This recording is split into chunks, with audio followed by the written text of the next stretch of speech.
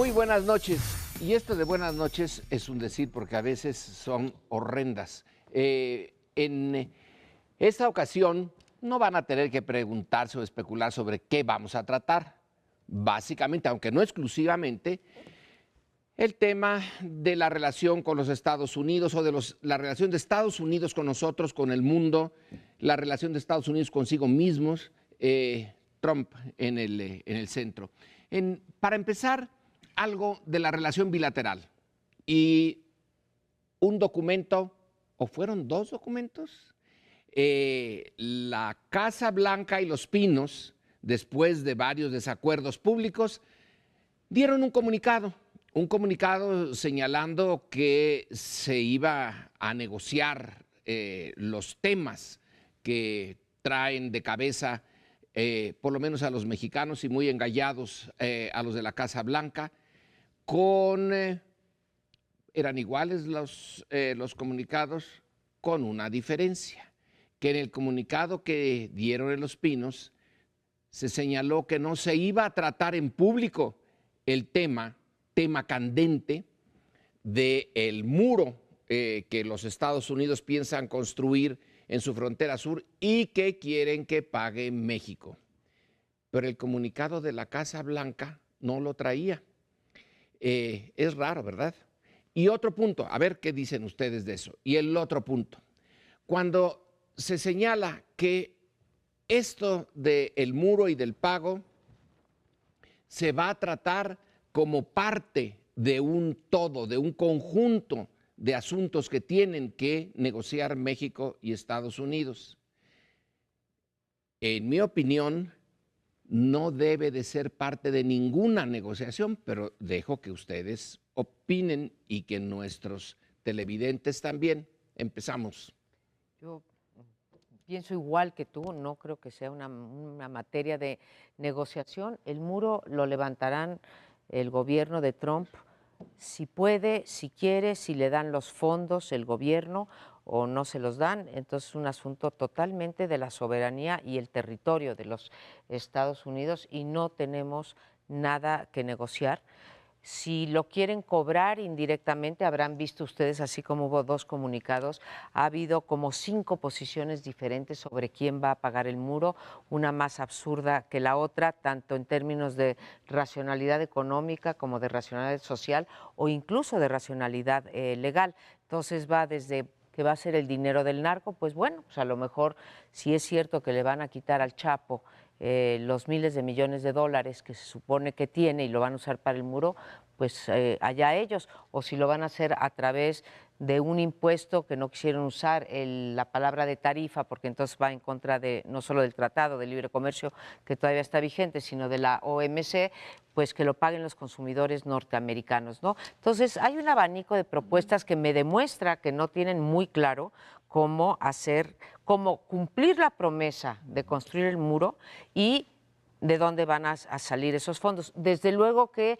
gracias a esta nueva invención tecnológica muy sofisticada de los hechos alternativos, desde luego que Trump hará a base de tuitazos, tratará de convencer que lo estamos pagando nosotros.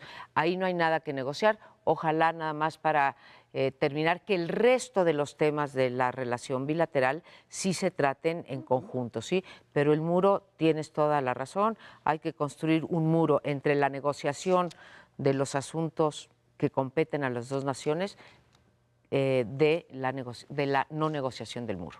Claramente desde que invitaron a Trump siendo candidato, se puso como, digamos, agenda de discusión un conjunto de temas y el muro estaba fuera porque había posiciones, explicó Videgaray posteriormente, irreconciliables. Es decir, a ver, como en esto no nos vamos a poner de acuerdo, mejor ni lo tratamos. Después se trató en la conferencia de prensa y recordamos todo lo que ocurrió cuando él va de Trump a Arizona y dice voy a construir ese muro, que se ha convertido en términos generales en su gran promesa de campaña y que, bueno, pues naturalmente la presionará políticamente por donde pueda y el desparpajo de sus propuestas financieras ha ido, recordemos, desde confiscar parte del dinero de las remesas de los migrantes, que dicho de paso, hay que hacernos cargo de que sigue temblando la gente porque tal cosa no ha sido totalmente, digamos, desechada, hasta esto que tú decías de un arancel del 20%. El mismo día que sacaron esa idea dijeron, bueno, a lo mejor no es, y este fin de semana tuvimos la ocurrencia esta de los migrantes, que está, digamos, inquietante, y el tema de los narcotraficantes. Claramente, Trump sigue con el tema del muro y México ha conseguido, creo que esto es algo importante, que esa discusión pública en Twitter, que nos estaba poniendo ya nerviosos a todos, si te invito o no me invito, o si te invito o cancelo, si efectivamente anunciaba órdenes presidenciales que desconcertaban a todo el mundo, estaban llevando ya una guerra de nervios terrible. Por tanto, esa llamada de una hora que tuvieron Trump y Peña Nieto y el acuerdo de bajar efectivamente un poquito, digamos, la exhibición pública de las diferencias puede ser bueno, pero claramente lo que es exigible a partir de ahora es que nos digan que van a negociar. El gobierno de México ya abrió su, ¿cómo se llama?, su baraja, ya si nos da tiempo lo analizamos, pero claramente ofreció, el Telecán nuevo es petróleo, telecomunicaciones y compras electrónicas, ¿no? Sí, ya abrió, no sabemos qué quiere Estados Unidos, pero bueno, es uno de los temas que en las próximas semanas, o a lo mejor horas, Trump saca otro tuitazo y nos dice, yo pretendo esto. 3 comentarios sobre esos comunicados. El primero, que evidentemente la Casa Blanca no está dispuesta a callar, porque incluso ya no ha dicho nada Trump, pero su gabinete han insistido el día de ayer. Después del comunicado volvieron a hablar como si nada, de que ahora van a cobrarle impuestos a los narcotraficantes. Pues vamos a ver cómo le hacen, pero esa es otra historia. Segundo, que esas líneas, esas 2, 3 líneas que le agregaron Los Pinos a la versión mexicana, demuestran claramente la vocación de controlar la información que tiene el gobierno de México. No es solo la censura, sino es el controlar la historia. Y de hecho, si uno recuerda los titulares del día siguiente, cómo se resaltó que ya no se iba a hablar en público del muro.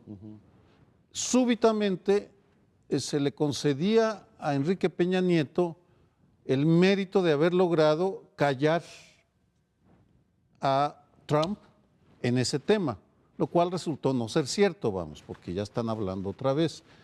Pero de lo que no hay ninguna duda es que este gobierno supone, muy al estilo Estado de México o Grupo Atlacomulco, de que si controlan a los medios, controlan la realidad, lo cual pues ya sabemos que es falso porque la información es imposible que deje de fluir.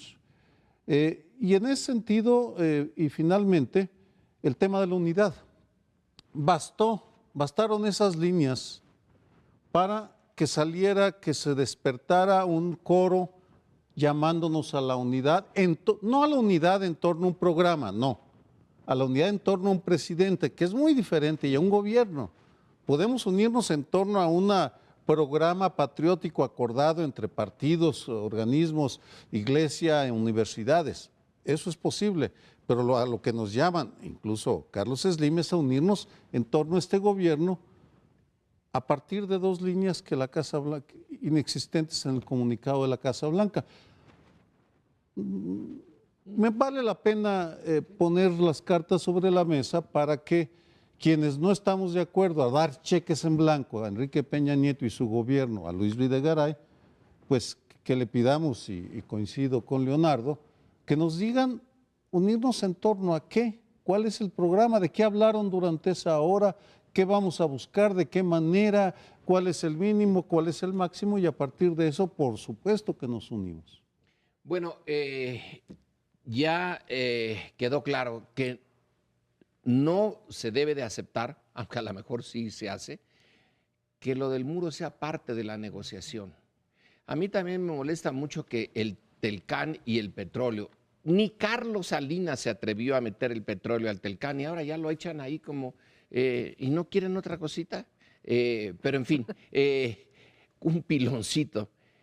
¿Cuándo se hicieron las negociaciones en secreto sobre un tema que atañía a la soberanía mexicana? Bueno, cuando los acuerdos de Bucareli, ahí se hace una negociación en secreto en las calles de Bucareli, obviamente, entre 2 representantes del presidente Obregón y 2 representantes del presidente norteamericano. Lo que estaba en cuestión era no el muro, sino si se reconocía o no se reconocía a Obregón como presidente constitucional. Solamente se le reconocería si se firmaba un tratado donde se quedara claramente la disposición de que la Constitución de 1917 tenía elementos retroactivos que afectaban intereses norteamericanos económicos y que esos no se les aplicarían, que se les aplicarían a otros y ahí a ver quién se dejaba, pero a Estados Unidos no. Entonces, durante 3 años no reconocieron al gobierno mexicano. Se llegó al acuerdo en lo oscurito. Le costó a Obregón, porque la rebelión de la huertista usó eso como bandera. Bueno, de todas maneras se iban a rebelar, ¿verdad? Pero la usaron como una de sus banderas. Y el resultado es que se difundió nada más los puntos en que estuvieron de acuerdo. Nunca sabremos qué es lo que se discutió, cómo se discutió, qué se dieron, qué no. Y lo que queda en los acuerdos de Bucareli es, en realidad, que México sí se echa para atrás, pero no enteramente. Entonces, algo se logró, pero sí se negoció la soberanía. Bueno, pues es un gigante frente a un México que estaba muy débil. Entonces, los acuerdos en lo oscurito tienen historia en México y no debemos volverlo a aceptar. Yo creo que tienen más que historia, ha sido lo regular, o sea, en realidad saber sobre qué se negocia es casi siempre excepcional, ¿no? Entonces, negociar la soberanía o negociar otras cosas que no afectan la soberanía siempre se hace en lo oscurito, aunque después a través de la prensa o las investigaciones y demás fluya. Yo estoy convencida de que negociarán en lo oscurito, como se negoció el TLC. El TLC también se negoció en lo oscurito. Ahora, ¿qué temas? Ahí sí no somos hoy el mismo país que en 17, tenemos una prensa más libre, tenemos una sociedad más activa, tenemos empresarios que a veces toman posiciones más progresistas, pero si van a entrar como abrió la baraja, Leonardo, estos nuevos 3 temas al TLC, yo creo que ya se comentó cuando Salinas negoció el Telecán originalmente, y la migración no va a entrar ahí. Las armas ya habían dicho que sí iban a entrar, el flujo de dinero de procedencia ilícita. Yo creo que la migración tendría que entrar en esos nuevos 3 temas, porque ¿por qué aceptamos que entre la energía y no aceptamos que entre la migración? O ellos no. Cuando estás en el 8º round y te van noqueando, pues probablemente tu única razón sea ya deje de golpearme y tengo estos 3, a ver si con eso me suelta. No, claramente no estamos en posición de imponer. Yo tengo una visión, digamos, entre la transparencia total y digamos, la cerrazón total intermedia. Yo creo que las negociaciones entre los gobiernos, particularmente con un gobierno tan errático y profundamente desconcertante como el de Trump, digo, es una maravilla para los que nos dedicamos al periodismo, además cada hora va cambiando todo, es absolutamente inapropiado. Es como entrar a la cocina del restaurante y enterarte cómo hacen todo, no es sano. Porque, bueno, finalmente tienes un presidente que en una hora dice una cosa, después otra, y sí creo que hace falta tener una visión más compleja de un proceso que no ha hecho más que empezar, ¿no? Es decir, del gobierno de Trump, la administración Trump todavía no toma posesión como tal y tiene un desorden administrativo terrible. Por tanto, irse pronunciando sobre ese mismo desorden es desconcertante y en muchos sentidos no creo que sea conveniente para el tipo de cambio que nos pega a todos y el interés nacional. Pero en el caso de México ya podrían haber empezado a hacer o tener un montón de iniciativas. Menciono una, buscar solidaridad activamente en otros países, porque están muy reactivos. En el caso de Netanyahu sí, dijeron que no era aceptable su tuit, pero no han salido a buscar la solidaridad, nuestro gobierno. No las han dado. Lo que ha venido es porque la buena voluntad de Evo Morales y algunos más. Creo que se nos acabó el tiempo, pero no nos deje, vamos a seguir sobre esto. Espérenos un ratito, un corte y regresamos. Bueno, y como ya decía Lorenzo, seguimos con el tema del señor Trump. Híjole, no sé por qué me cuesta tanto trabajo decirle al presidente Trump, me niego. Con el señor Trump, ahora desde una perspectiva de Trump y el mundo, Trump y la globalización. Yo encuentro y les quiero poner aquí en la mesa que hemos analizado muchas de las estrategias del señor Trump, desde gobernar a base de tuitazos, gobernar a base de decretos y memorándums que manda y que se intentan saltar al Congreso, de agresividad, de mensajes de odio, y no se ha puesto se ha puesto en la mesa de discusión, pero no lo hemos hecho a profundidad, que está cambiando también el paradigma de la relación digamos, de la política exterior norteamericana. Yo lo que encuentro por parte de Trump es una bilateralización de sus relaciones, ¿sí? Manda mensajes globales, mensajes de odio, mensajes de confrontación, mensajes de que se quedan atrás los principios del liberalismo democrático de los Estados Unidos, etcétera, y lo que está haciendo en realidad es bilateralizar. Entonces invita a Theresa May y quiere hacer cosas con Theresa May, la primera ministra de Gran Bretaña, hace un pacto o algo así con Netanyahu, sí, que ha sido, y creo que lo repudiamos todos aquí, esta idea de que muy bien que Trump construye el muro, sí, que ellos también construyen el muro, que por cierto ya el premier mismo de Israel el primer ministro le dice al premier que retire, ¿no? Y finalmente hace su relación con Putin por teléfono 2 horas, ¿no? Son los 3, digamos, o 3 ejemplos de cómo está cambiando. Entonces dice, yo en el 1 a 1 les gano a todos y puedo hacer America First, ¿sí? Y en cada uno yo voy a ser el ganón del tratado comercial, del tratado financiero, del tratado migratorio, lo que sea. Entonces, no sé si esta sería una de divide y vencerás, pero sí veo la bilateralización. Eso es lo que les quiero plantear como estrategia de la principal potencia del mundo. Y es desastroso porque se lo decía el chino, el líder chino a Trump, que dudo que lea Tucídides o dudo que lea todo este debate, qué pasa cuando una potencia se eclipsa y todos aquellos bienes comunes globales que provee dejan de ser provistos por ella, ¿no? En estos momentos Trump empezará a decir, pero qué lata me dan con la OMC, ¿no? Le dijeron, no puedes poner un arancel de 20% a México porque las reglas de comercio internacional que nosotros impusimos al planeta dicen que si se la pones a Lorenzo Meyer se la tienes que poner a María Amparo Casar y a Sergio Aguayo. Dice, qué barbaridad. Entonces no puedo hacer lo que yo quiera. No, puede usted marcar su teléfono y usar su Twitter como le dé la gana,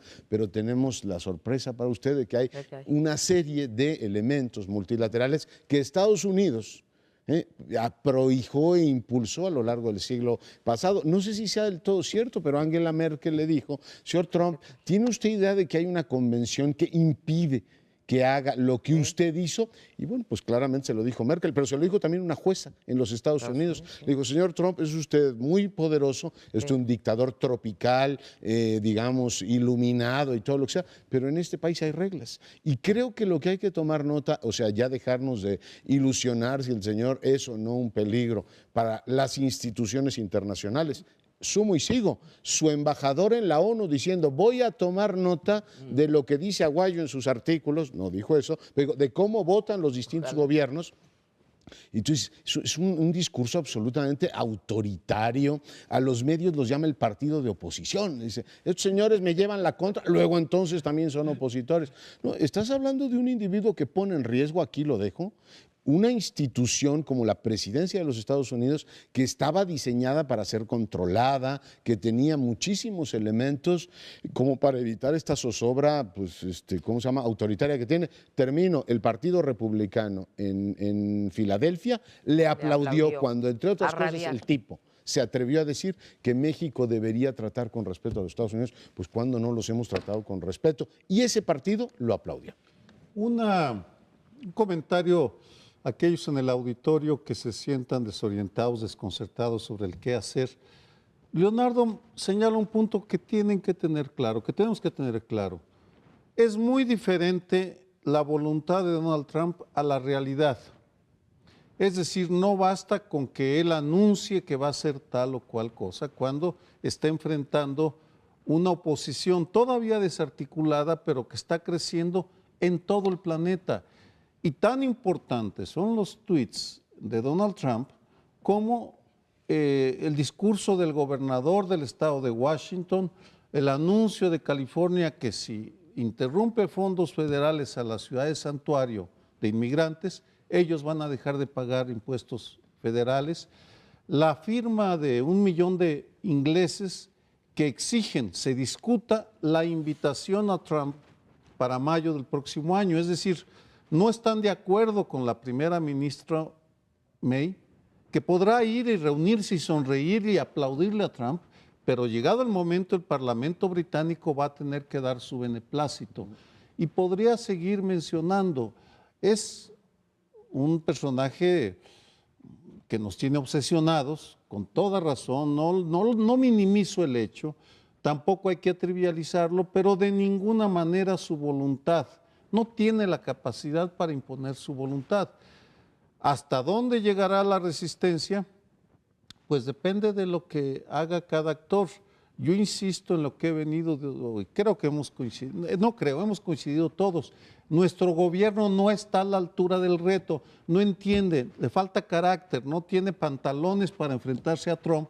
No se trata de insultos, se trata de actitudes concretas que pudo haber tomado desde junio del 2015 el presidente Peña Nieto y decirle, oiga, no nos insulte de esa manera. Haga usted lo que quiera con su campaña, pero no insulte a México. El silencio ya es un principio en Estados Unidos. Solo respetan a quienes se respetan a sí mismos. Políticamente incorrecto, Sergio. No. ¿Cómo que no tiene pantalones? Ya no se dice así, Sergio. Bueno, perdón. Una disculpa. Por favor. Vamos a ponerlo en...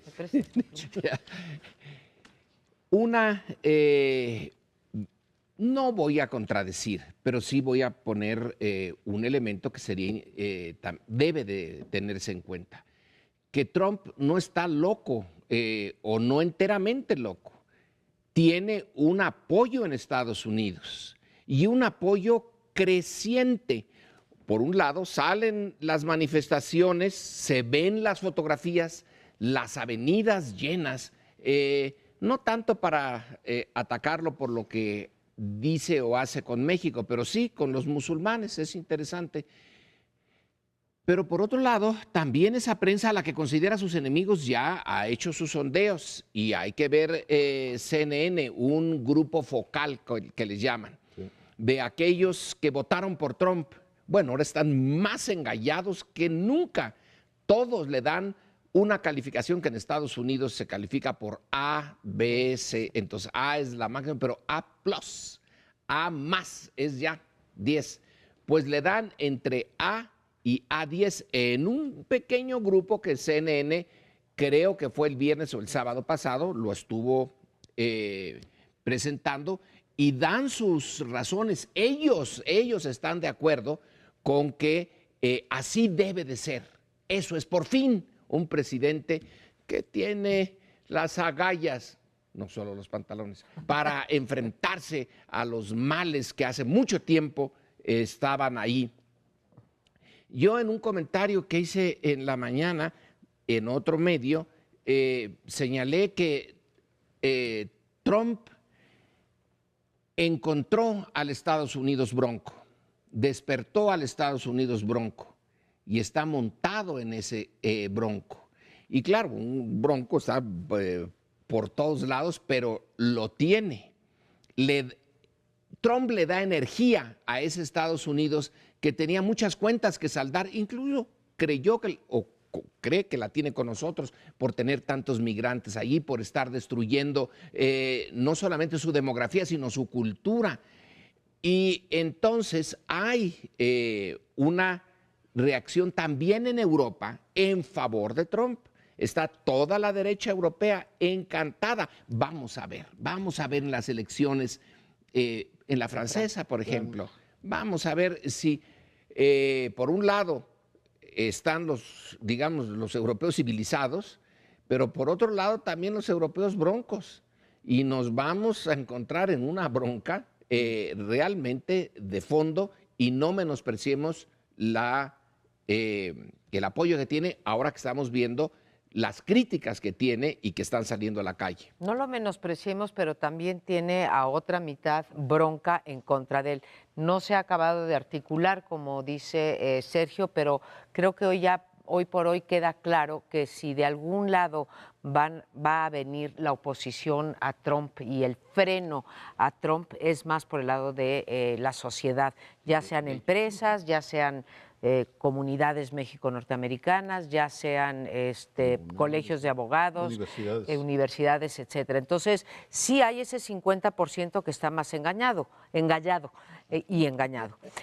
Pero está el otro 50% que está ya, digamos, tomando las armas a su disposición para ir en contra de que la realidad se parezca a lo que quiere Trump, que sea esa realidad. Creo que lo mismo pasa en el mundo. La prensa liberal norteamericana ha sido generosa con México, ha mostrado gran apoyo, ha dado desde el punto de vista de la conveniencia de México la mayor parte de las noticias, salvo Fox, que es una vergüenza en el sentido que nos engaña, no de su ideología, que también me parece una vergüenza, pero lo digo en el sentido de que la aclaración que te refieres a la cadena Fox y no a Vicente Fox.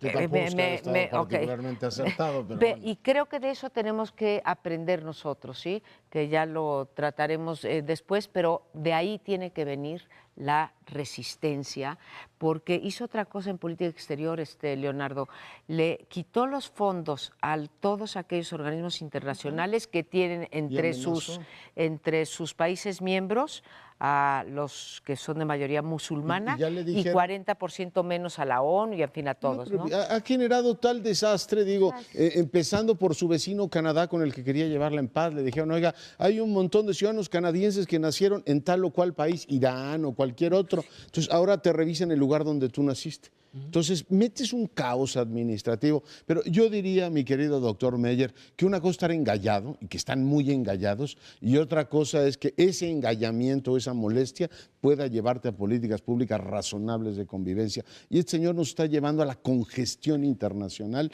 en una semana y pico, que ya menos mal que pasó, una semana y pico, el tipo ha logrado pelearse con medio mundo, el alcalde de Londres diciendo, pues yo también soy musulmán, ¿me va usted a impedir que entre a los Estados Unidos? En fin, esa irritación no te lleva a construir absolutamente nada.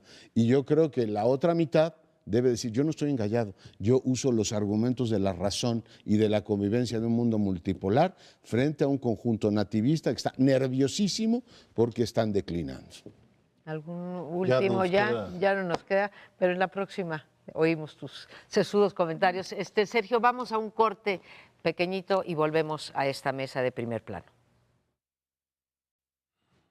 Bueno, y en estos días la agresión externa de Trump ha sido de tal manera pues, recibida por el cuerpo social mexicano que ha habido una disposición primero de los grupos parlamentarios, de decir, a ver, vamos a unirnos y darle un voto de confianza al gobierno para que negocie efectivamente en Washington. Recordamos lo que ocurrió, los secretarios fueron recibidos con 2 tuitazos de Trump diciendo que el muro lo íbamos a pagar nosotros. Bueno, toda esta historia ya la comentábamos antes, decía, pues se han posicionado Slim, se ha posicionado Daniel Serviche, varios empresarios diciendo, a ver, es apreciable este tono, esta disposición de los mexicanos a estar juntos en un momento en que la agresión externa, como decía, es muy fuerte. La gran pregunta es, ¿qué hacemos con esa disposición que hoy efectivamente existe en colectivos diferentes? He visto par de ideas muy malas, a mi juicio, y una muy positiva. Las 2 malas son, por un lado, decir que pues, tenemos que estar unidos pase lo que pase, entonces ya olvídese de protestar y de decir cualquier cosa sobre el gobierno, porque no es momento de decir eso. Trump nos está efectivamente agrediendo. Me pregunto, bueno, unidad nacional, ¿con qué propósito? La segunda, una especie de nacionalismo así autocomplaciente, que me parece que no va demasiado lejos, así peyorativamente lo llamaba nacionalismo guacamolero, ¿no? Es decir, qué bien se come en México y qué agradables somos. Yo creo que eso no sirve para absolutamente nada más que para desmovilizar. Y he visto otro, efectivamente, que tiene que ver con un posicionamiento político extraño. Yo le llamo matonismo churchiliano. No sé, alguien vio una obra de teatro sobre Churchill y ahora se han dedicado a repetir que lo que México debería hacer sería confrontar a los tiranos. Y yo digo, ¿y qué vamos a hacer con el tirano? Bueno, primero que se defina como tal y después, pues no sé si lo que nos proponen efectivamente con Churchill es sangre, sudor y lágrimas. Pero lo han repetido así como con un tono épico que me pregunto a dónde va. Y veo finalmente la posición que hoy expresa la Universidad Nacional diciendo, a ver, Unidad Nacional debe decir un proceso constructivo primero de autorrevisión nacional, decir en qué estamos mal. Yo cambio dos anuncios de estos de que México es precioso por 2 lugares en PISA, o por un buen sistema nacional anticorrupción, o porque transparenten los presupuestos, o porque metan a la cárcel a un par de gobernadores ladrones. Pero en fin, las reacciones han dado muchísimos elementos y les pido su reflexión. A mí me parece que, dada la agresión del señor Trump hacia México, los mexicanos, el gobierno, pero no solo el gobierno, sino, digamos, los mexicanos y los mexicanos que viven allá o los que van de turista o etcétera, a mí la reacción social me ha parecido francamente tibia, ¿sí? Si comparo la marcha de las mujeres en contra de Trump, o algunas otras manifestaciones en ciudades santuario o no santuario, lo que vivimos en el fin de semana en los aeropuertos, en 8 aeropuertos de Estados Unidos, pues me parece una reacción no solamente nutrida, sino apropiada en el sentido de decir, o sea, nosotros vamos ahí con los abogados y vamos a defender al que no quieren dejar entrar con su green card, etcétera, a ayudarlos con sus derechos. Me parece que tanto del gobierno como de los partidos, como de la sociedad, ha habido una, digamos, una reacción muy por debajo de lo que merecen las acciones, que por cierto hay un conjunto de organizaciones sociales, empresariales, etcétera, que estamos llamando a una marcha, manifestación, concentración en todos los zócalos de la ciudad del próximo... del país, perdón, sí, zócalos del país. El próximo 12 de febrero, pues se nos atraviesa, no podía ser porque es puente, es la Constitución, en fin, ¿no? Entonces, para el 12 ya daremos después los detalles, pero por fin va a haber una cosa, y por eso lo monto con el comentario, en donde la idea no es patear ni decir hay que levantarse de la mesa, pero sí tiene como 2 vetas. Uno, exigir al gobierno que ponga en orden la casa, que haga lo que tiene que hacer, ¿no? Sin bravuconadas, sin nada, pero, o sea, Trump nos puede llamar México es un país corrupto porque México es un país corrupto.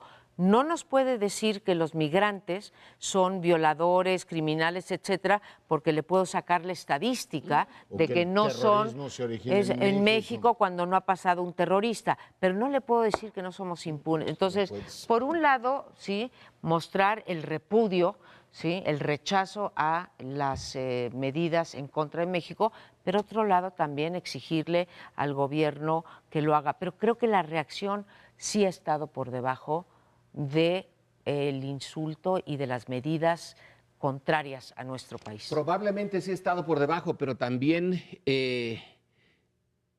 la hemos ganado, ¿eh? La sociedad mexicana ha salido a la calle y ha salido a demandar muchas cosas.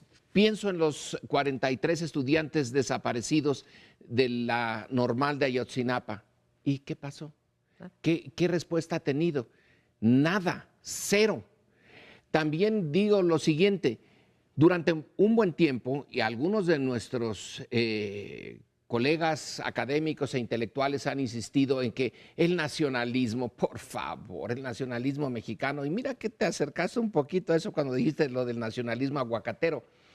El nacionalismo mexicano se criticó dentro de México, porque era ya de modé, era otra, es otra época, pero esta, etcétera. Y el nacionalismo mexicano es en realidad una respuesta al nacionalismo norteamericano que nunca se ha desaparecido. Lo que pasa es que ahora agarró una dimensión estrambótica, pero nuestro nacionalismo siempre fue defensivo y nos pidieron que lo dejáramos. Entonces ahora hay que Hacerlo recuperarlo. ofensivo. Y finalmente, se ha dicho muchas veces, yo lo considero adecuado, la mejor política externa es una buena política interna, porque somos muy débiles. Entonces, si nosotros tuviéramos un sistema como el de Dinamarca, aunque seamos chiquitos, pero tendríamos una fuerza interna como Finlandia, cuando se enfrenta históricamente a Rusia y a la URSS. Bueno, porque es una cosita, un piojito, y sin embargo tiene la fuerza interna para detenerlos. Nosotros tenemos, en primer lugar, que hacer la crítica de nuestra clase política y de la destrucción de nuestras instituciones, que el otro está también destruyéndolas. De acuerdo, y me regreso a la última marcha para defender la soberanía convocada por el PRI, 1986, a raíz de las audiencias que hubo en el Senado de Estados Unidos, donde pusieron a México en la picota acusándolo de país de narcos y corruptos. Era la del senador Helms. La del senador Helms de Carolina del Sur, exactamente. Fue la última marcha en la que marcharon PRI y intelectuales de izquierda, revolucionaria o no revolucionaria. A partir de la transición que inicia 2 años después, formalmente, en 88, empezó antes, los partidos se fueron mimetizando con el PRI, los partidos de oposición, y si algo caracteriza e iguala a nuestros partidos en el poder, es el deseo de excluir a la ciudadanía de la toma de decisiones, vamos. Es ahí donde están totalmente de acuerdo porque temen que si ellos encabezan una manifestación en contra de Trump, al rato les estaremos exigiendo que reciban menos dinero. Ese es muy elemental. Por tanto, Acción, reacción. regresando a las últimas grandes movilizaciones nacionales, ¿de dónde salen? En mayo de 2011, víctimas de un poeta ligado a la iglesia que lo va arropando y a las ONGs y marchan.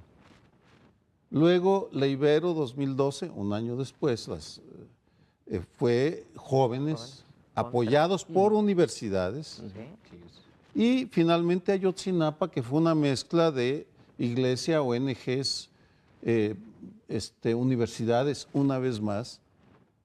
¿Por qué no ha salido Trump? Porque las instituciones que existen, que tenemos, no toman la decisión de salir. Y eso incluye a la presidencia, a los Pinos, por supuesto, no están dispuestos a convocar como lo hizo Cárdenas o como lo hizo Adolfo López Mateos. No, bueno, es que en aquella época sí convocaban para defenderla. Hoy no tienen la a Cuba, por legitimidad. ejemplo. El general Cárdenas llama, no era presidente, pero llama a una marcha al Zócalo y se sube un coche y de ahí habla la multitud. No me imagino a Enrique Peña Nieto llamando, ni mucho menos a los partidos políticos. Han declarado, pero no han actuado. Es gran verdad.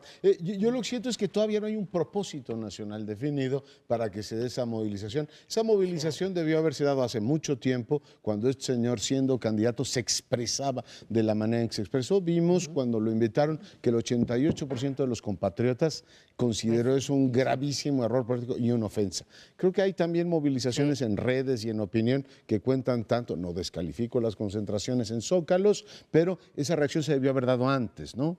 Ahora, todavía, si me dicen a mí, vaya usted a manifestarse, podría ir encantado a decir, quiero que la dignidad nacional sea la que efectivamente prime, y ahí ligo con lo que decía Lorenzo del nacionalismo. A mí me encantaría ver un nacionalismo renovado, no este nacionalismo de atardeceres en Acapulco y todo lo demás. Yo digo, oiga, hable ustedes de la dignidad, de decir, a ver, vamos a conseguir tal o cual objetivo, a desentar el sistema educativo, no sé, un propósito que le dé dignidad a este país. Pero hoy las fichas que se han adelantado para negociar el futuro con los Estados Unidos, no sé si sean las mejores. Negociar telecomunicaciones, petróleo y todo lo demás, no lo sé. Meternos a una discusión de si vamos a pagar o no efectivamente el muro, parece absolutamente inconveniente. Pero no estamos diciendo cuál es el papel de México México en todo esto. No tenemos apoyos latinoamericanos, el presidente decidió no ir a CELAC, el país decía active en la comunidad iberoamericana y que los defienda. España salió a decir, oiga, no tiene usted por qué humillar a México.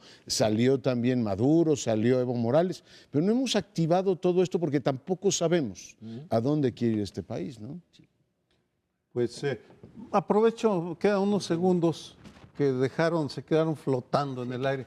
Totalmente de acuerdo en que el 12 de febrero nos reunamos todos aquellos que puedan en los zócalos de todo el país, al menos para vernos las caras y sentir que nos acompañamos. Yo también creo eso, con el propósito de enmienda nacional, ¿no? Eso Claro. es lo que más me alentaría. Pero hacemos una breve pausa, regresamos. Este es el primer plano. En este último bloque vamos a hablar de nombramientos. Yo me voy a referir a uno que fue el que generó el tema que vamos a abordar. Hace años fui integrante de la Junta de Gobierno del Instituto Nacional de Salud Pública, que es un buen instituto de investigación, genera información sobre diabetes, los males de comer chicharrones y sabritas y refrescos, en fin, cosas que a veces no gustan mucho a algunas empresas. Resulta que está cambiando a su presidente, a su director, y hay dos candidatos que vienen de dentro de la institución. No los voy a mencionar porque no es mi propósito meterme en las decisiones de la Junta de Gobierno, pero faltando unos minutos para que se cerrara la convocatoria, se inscribe el subsecretario de Salud, Pablo Curi, que ha despertado una ola de inquietud por varias razones. Primero, porque no tiene el doctorado en una institución de investigación en la cual un requisito para ser aceptado es tener el doctorado. Segundo, porque hay un conflicto de interés muy serio. El Instituto Nacional de Salud Pública depende de la Secretaría de Salud. Es decir, ¿cómo puede ser candidato? Y no ha renunciado Curi, por cierto, sigue siendo subsecretario de Salud, lo cual pues genera ahí cierta incomodidad. Y yo añado otra inquietud a esta situación tan peculiar. José Narro yo lo considero un buen rector del UNAM y recuerdo cómo defendía a los institutos de investigación. ¿Cómo es que ahora, siendo secretario de Salud, acepta esta situación tan absolutamente irregular? La única interpretación que tengo es que pues recibió instrucciones de Los Pinos, como ya ha pasado en el Colegio de México, ya se nos quisieron meter Los Pinos. Les encanta nombrar a sus cuates para cargos para los cuales no están capacitados, vamos, porque si eligieran bien, uno diría, pues qué iluminados, qué ilustración, gracias Los Pinos por haber seleccionado a fulano sutano para ocupar este cargo, no hay mejor. Pues no, mandan a sus cuates. Y en ese sentido, pues esa es mi inquietud, pero no vamos a hablar del Instituto Nacional de Salud Pública ni de Curi necesariamente, sino el problemón que tenemos con los nombramientos. Uno de los grandes males que tiene México es que sigue siendo un sistema de botín, uno de los males. O sea, la administración pública, desde lo federal hasta lo municipal, es pues literalmente, yo gané las elecciones, entonces nombro a mi compadre y todo lo demás. O sea, buena parte del desorden administrativo que tiene este país es que, por ejemplo, en los municipios el 74%, 75%, o sea, un buen número de los funcionarios que están en el primer nivel tienen un año de experiencia en el tema. Entonces, cuando le dicen, oiga, hay que administrar parques y jardines, pues no sé cómo hacerlo, porque es el cuate del cuate, o el cuñado, o el que lleva la caja chica. Por eso hay este saqueo de las finanzas públicas. Pero también existe a nivel federal, ¿no? Es decir, van nombrando en tales áreas técnicas el amigo del amigo, y efectivamente pues tenemos el desorden administrativo que tienen. Cuando ustedes viajan al extranjero y dicen en las universidades a las que van, oye, en México el sistema sigue siendo de botín, o sea, no hay un sistema profesional para administrar la cosa pública, no te creen. Dice, oiga, la economía número 14 del planeta reparte los cargos así, pues sí, así lo reparte. El director nacional de áreas protegidas es un político. ¿Y qué sabe del tema? No importa, pero es un político. Pero bueno, haciéndome cargo de la gravedad que tiene este problema, que me sorprende que no se toma como una prioridad absoluta de la democracia mexicana. No funciona porque no hay administración pública. Había ciertos, digamos, ínsulas profesionalizadas en el Estado, ¿no? Es decir, a ver, vámosle dando autonomía para que funcionen apropiadamente y alejemos ese sistema de botín que tanto daño ha hecho al país, y me aterra, por supuesto, que ocurra esto. Hago votos para que toda esta parte que hemos logrado sacar de la lógica del botín político no se contamine, y expreso mi idea, a ver si se conjura, de que en el Banco de México no nombren a un amigo, ¿no? Que digan, bueno, pues como ha funcionado bien el banco, vamos a nombrar a un politicastro de estos, como lo han nombrado en muchos cuerpos, y le vayan quitando esta aura de confiabilidad y de institución de Estado que ha tenido. Un peligro enorme, ¿eh? ¿No? Claro, la Suprema Corte, por ejemplo, es un caso en donde algunos de los candidatos son buenos candidatos cuando se deja al sistema operar dentro de sus reglas, y de repente te ponen a alguien que ni por aquí se le había pasado ni a los de la Suprema Corte, ni a nadie en el público, y pácatela, sale como magistrado. O al IFE. El IFE debió de haber, empezó también, tenía un buen sello. Ciudadanos, consejeros ciudadanos, bueno, todos tenían desde el principio sus, digamos, preferencias. Así, independientes, lo que se llama independientes, no. Con un Pero independiente daban más o menos... Tenían solvencia técnica, ¿no? Sí, tenían solvencia técnica. Eso ya se echó a perder, y luego los IFITOS, que ya no es IFE, sino INITOS, OPLES. estatales, bueno, ahí la cosa es peor. Entonces, esto que pone Sergio sobre la mesa es uno de esos males. En el segmento anterior decíamos, una buena política interna es la mejor política internacional. Pues estos son los temas de política interna que de manera indirecta nos llevarían a una fortaleza frente a la brutalidad que se nos viene ahora. Pero si así lo hacemos, estamos viendo, como quien dice, la rogación, y no nos hincamos y nos seguimos en eso, pues... Creo que la política de nombramientos ha sido siempre un problema en México. Digo, acordémonos políticos mexicanos que han llegado a ocupar hasta 5 carteras tan disímbolas como... Nombres. No, por ejemplo, incluso Porfirio Muñoz Ledo, pienso, ¿no? Sí. Que fue desde el líder del partido, lo considero una cartera también, ¿eh? Sí. Desde el líder del partido hasta secretario de Educación, pasando por, ¿fue Pemex? Bueno, pasando por trabajo, pasando por educación, o sea, todo, ¿no? Entonces, hemos abusado en todos los países, digo, veamos ahorita los nombramientos de Trump, ¿no?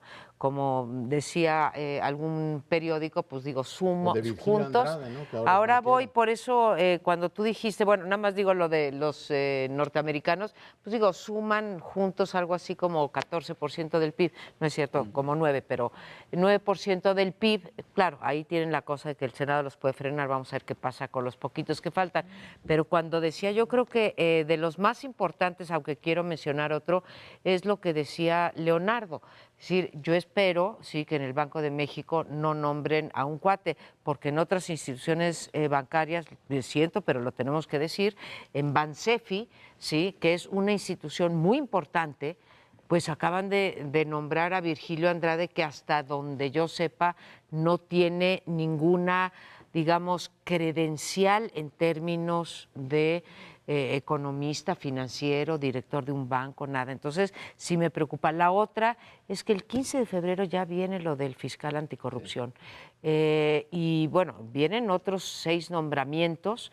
Felicidades hoy a los 5 ciudadanos que fueron nombrados ciudadanos para el Comité Ciudadano Anticorrupción. Una felicitación muy grata, fue un procedimiento realmente apartidista y con un profesionalismo que creo que es de congratularlos. Pero vienen estos y puede venir un cuate en la Fiscalía Anticorrupción, puede venir un cuate en la Fiscalía General, después de Raúl Cervantes, puede venir un cuate en los 3 del Tribunal Administrativo, que va a ser importantísimo, viene el INAI, o sea, todo el sistema anticorrupción en algún sentido pende de los nombramientos, porque ya sabemos que en este país las reglas no son suficientes. Yo quisiera nada más de establecer una diferencia, que haya señores que ocupan carteras ministeriales diferentes de trabajo, educación, todo lo demás, yo eso no lo veo tan preocupante. La parte que me preocupa enormemente es que las funciones técnicas del Estado se vayan, digamos, negociando políticamente. O sea, yo digo que el señor que se ocupa de del espacio aéreo de la Ciudad de México, pues no debería ser un político. El que ve las áreas protegidas no debería ser un político. El que reparte vacunas. O sea, hay una parte del Estado que no puedes prostituir, como han prostituido los gobiernos locales, una parte del gobierno federal y los gobiernos municipales, es decir, nos lo repartimos todo para los cuates. Yo establecería esa diferencia. Pues cierro con una visión panorámica del gobierno de Peña Nieto, para no meterme en otros. Empezó bien, razonablemente bien en algunas áreas en la que yo estudio de seguridad. Hizo buenos nombramientos, pero luego algo sucedió que empezó a nombrar sus cuates.